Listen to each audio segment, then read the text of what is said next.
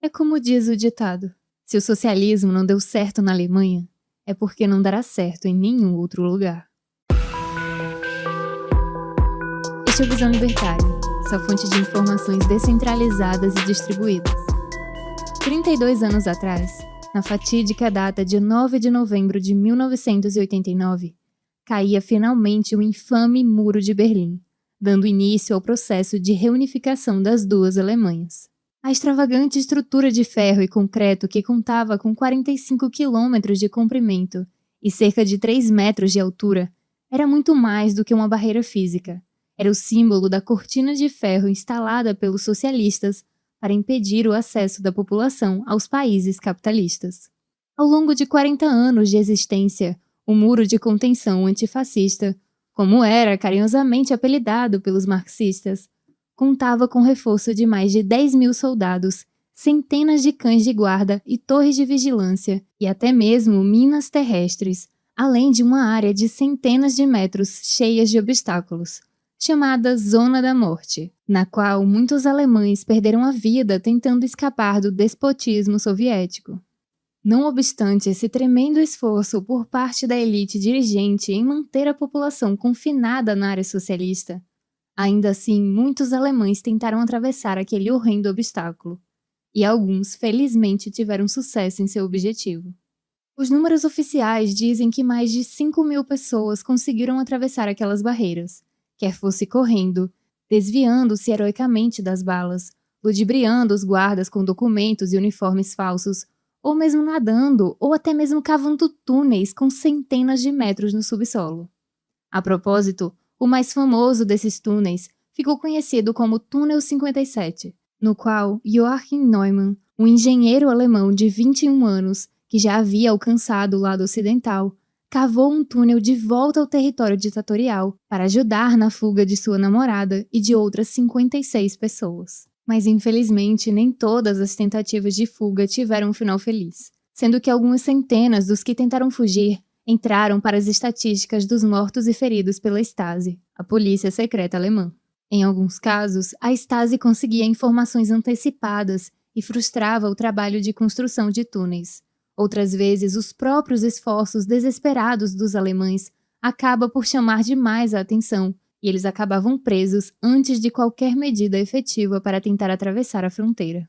Havia aqueles que tentavam gambiarras mirabolantes, como tentar escapar da zona comunista construindo balões caseiros. Outros simplesmente tentavam a sorte de pular sobre o muro. A maioria desses planos acabava falhando.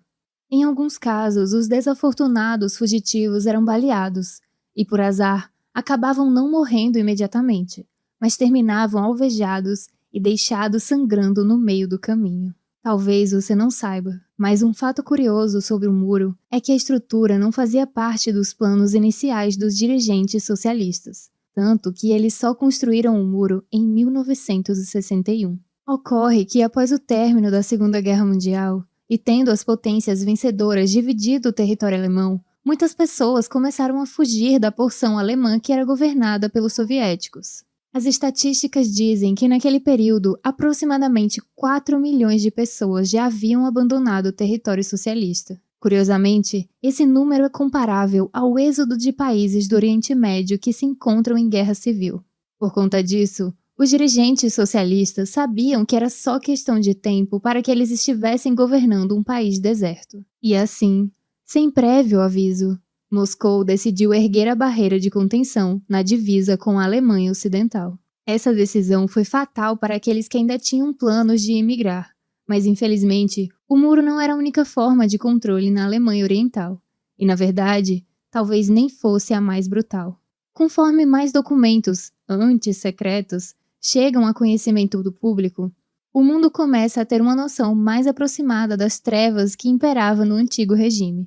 Tomando por base os próprios registros documentais da Alemanha Oriental, é possível dizer que entre os membros da polícia secreta e seus colaboradores, o governo tinha cerca de um espião para cada 60 pessoas no país. Nem todos os colaboradores eram efetivamente empregados na polícia secreta, mas o governo tinha vários métodos para conseguir informação.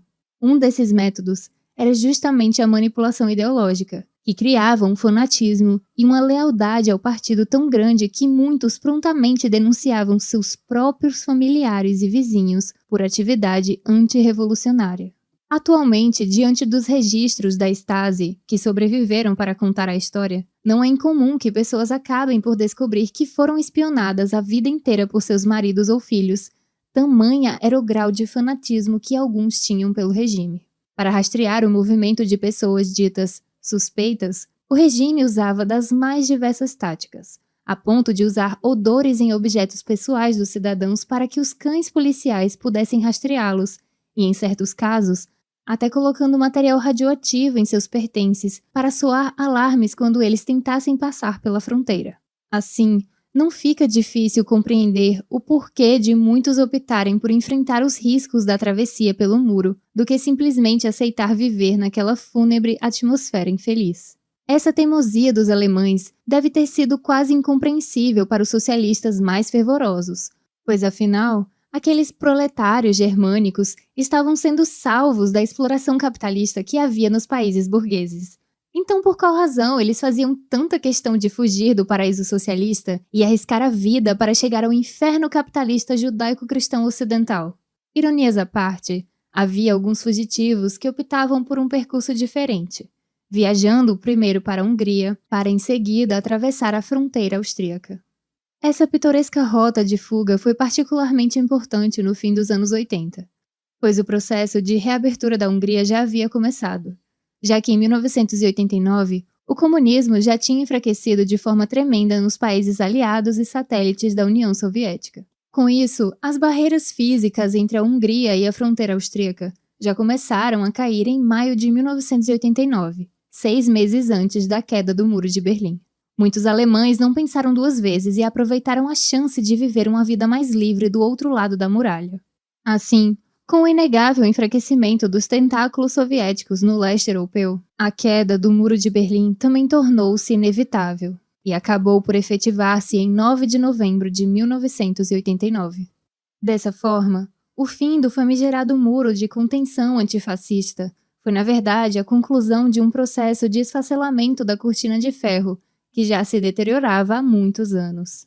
Reza a lenda que nós devemos conhecer a história para evitar repeti-la.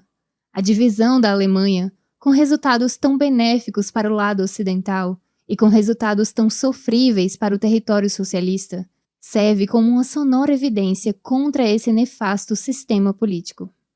É como dizem, se o socialismo não deu certo na Alemanha, é porque não dará certo em lugar nenhum.